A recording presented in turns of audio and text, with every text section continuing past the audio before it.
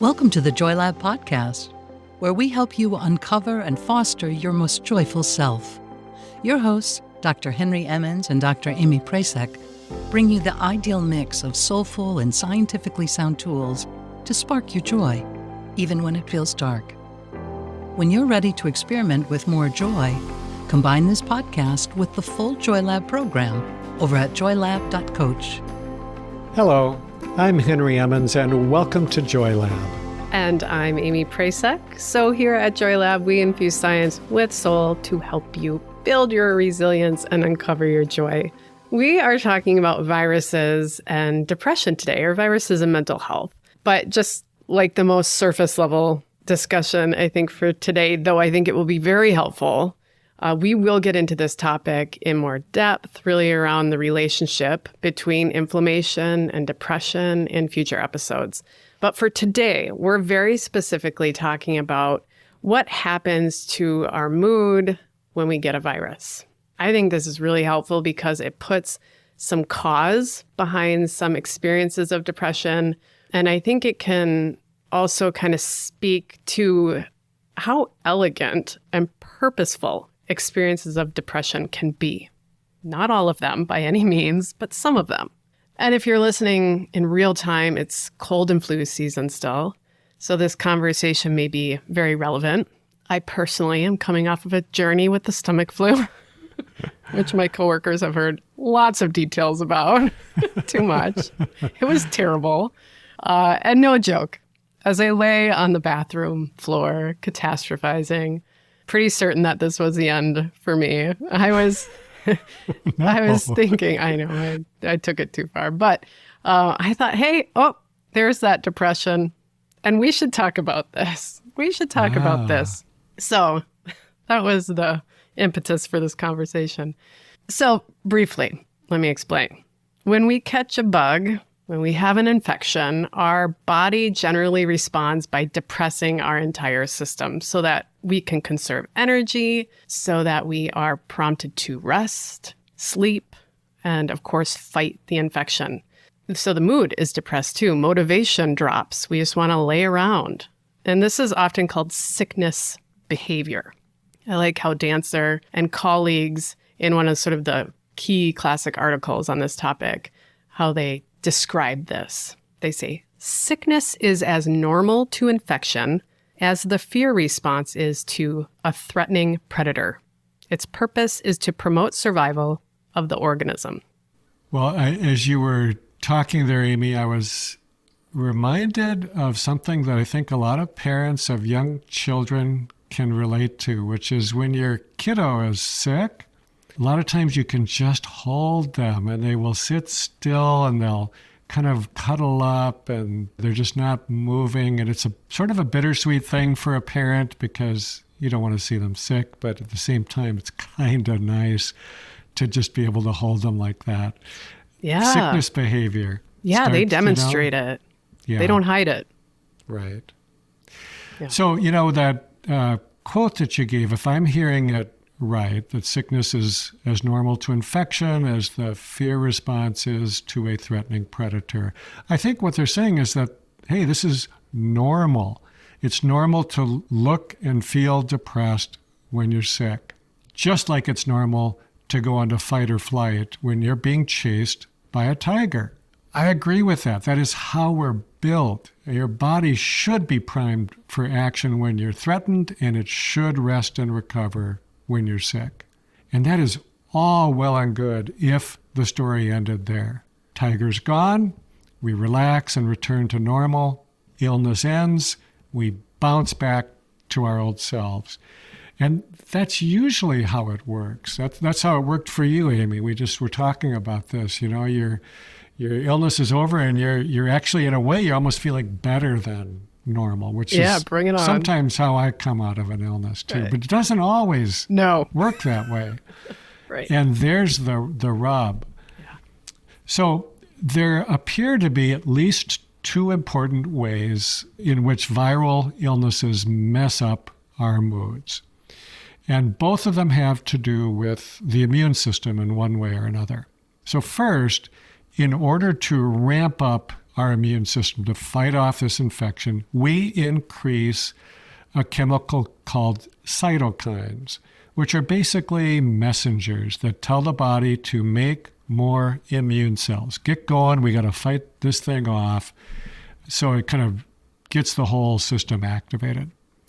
But there are some people, like myself, whose immune systems tend to be overreactive. It just goes overboard, overdoes it. And so there's so much inflammation that can then hurt the very tissue that you're supposed to protect.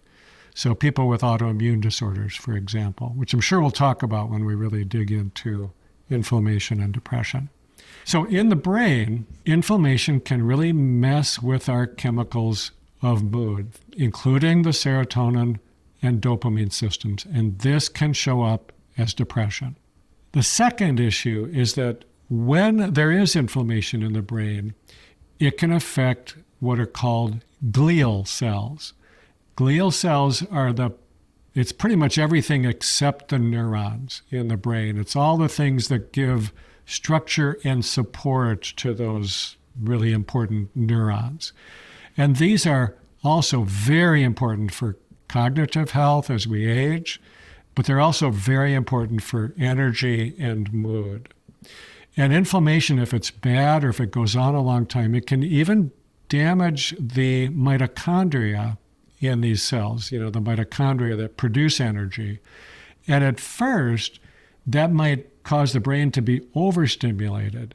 But later on, it can make it harder for these glial cells to produce their own energy.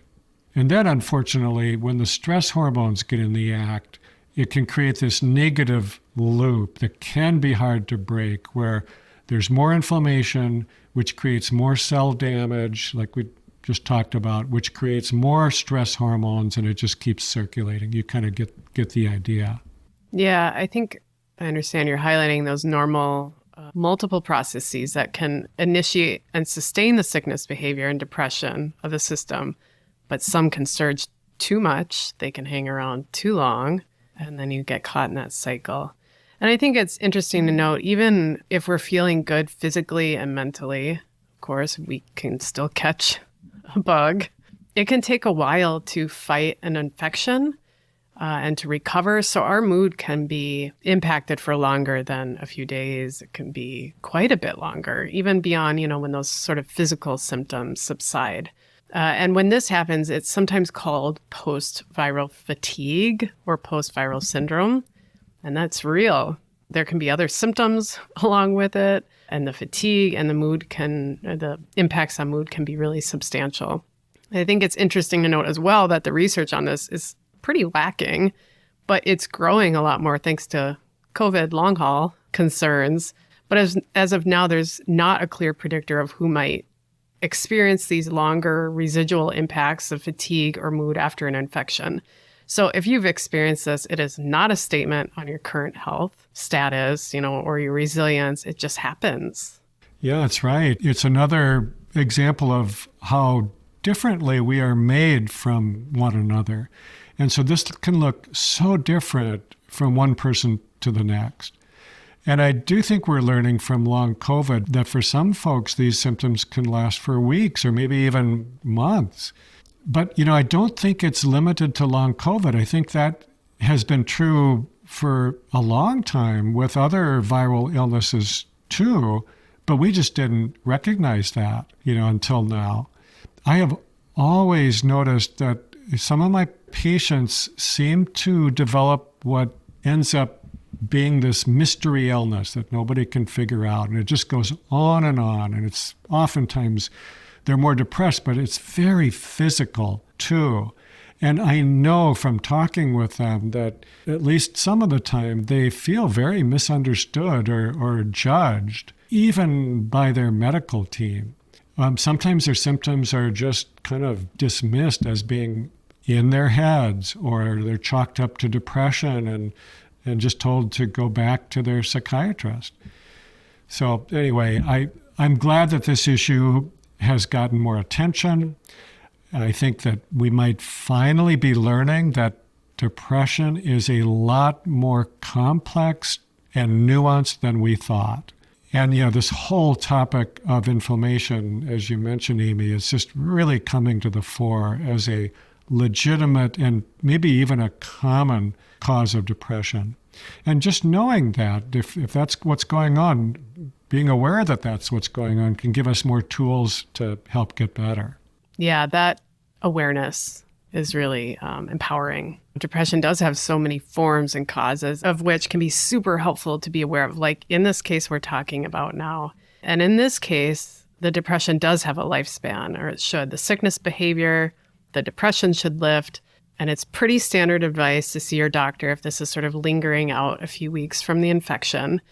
But along with that, let's talk about getting better. Let's touch on a few strategies and options that folks could consider to support their mood after clearing a virus. So the first, I'd say, is to honor what our bodies are just still begging us to do, the purpose of that sickness behavior, really, and that's to rest, the hardest, simple thing to do.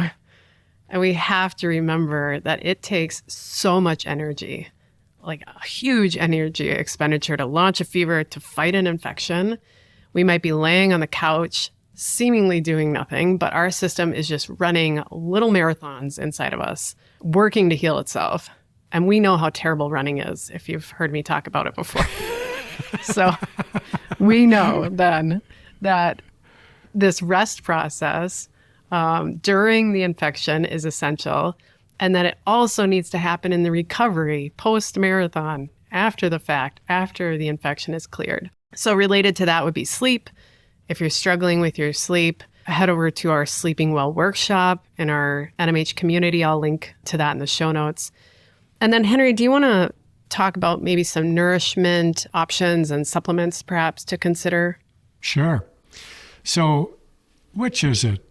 Starve a cold, feed a fever, or the other way around? I can never remember. Or liquor before beer, or beer before, yeah, I'm not sure. That's okay, because I don't believe that anyway. But I do think the bottom line here is that when we're fighting something like this off, it's even more important that we are really well hydrated and as well nourished as we can possibly be. I think it's okay, if it's maybe good even, to take cues from your body and not eat unless you're really hungry. But when you do eat, or at least not eat much, but when you do eat, then really make it count. So in other words, this is a time to be extra careful about not just eating empty calories. Yeah, we need the fuel, that's for sure, but we just also want to pack as many micronutrients in there as possible. The body's needing those. So even if you don't feel like eating solid food, this might be a good time for juicing if you've got a juicer or can purchase it somewhere, or just simply getting a good citrus juice to drink so you get the quick calories, but also some extra vitamin C. I think it's good to get as many leafy greens and just plain colorful fruits and vegetables, because again, they're so brain and body protective. And then if you don't feel like you have much of an appetite, so you can't eat much, lean on more of the healthy fats than you usually do. So omega-3s are good at reducing inflammation, so you might want to focus on things like nuts and seeds and olive oil and other brain-healthy fats like avocado or coconut oil. I also think that this is a good time to look at supplements, even if you're not usually into them. So, for example, I don't usually take vitamin C. I don't believe in using it every day, at least not for me. But when I'm sick, I'll add 1,000 milligrams a day or more. And I'll also add some zinc, probably 20 to 30 milligrams of zinc. There are also some really good and gentle plant-based products that I think can help boost and support the immune system. A lot of folks have tried echinacea. I prefer a couple of other things like astragalus and elderberry, but again, anything that combines several of these ingredients into one, I think is worth looking at. I think there's also a role here for medicinal mushrooms. It's not what you're thinking of. Okay. It's the things that boost the immune system, like reishi, shiitake, maitake. And again, I really prefer to get products that combine a lot of things into one or two high impact formulas. So we'll list a couple of these again in the show notes. Great, Henry. Thank you for those. So I hope this has been helpful. Some encouragement to rest, to nourish yourselves. I hope that folks can take the time off from work when needed to support their bodies in these phases of healing that are essential. And to close, I want to share a quote from writer and teacher Hiro Boga. I think this is an invitation. She writes, "There's room for all of you and for everything you experience. The grim and the glorious, the wounded, wounding, healing, and healed." Thank you for listening to the Joy Lab podcast. If you enjoyed today's show, visit joylab.coach to learn more about the full Joy Lab program. Be sure to rate and review us wherever you listen to your favorite podcasts. Please remember that this content is for informational and educational purposes only. It is not intended to provide medical advice and is not a replacement for advice and treatment from a medical professional. Please consult your doctor or other qualified health professional before beginning any diet change, supplement, or lifestyle program. Please see our terms for more information.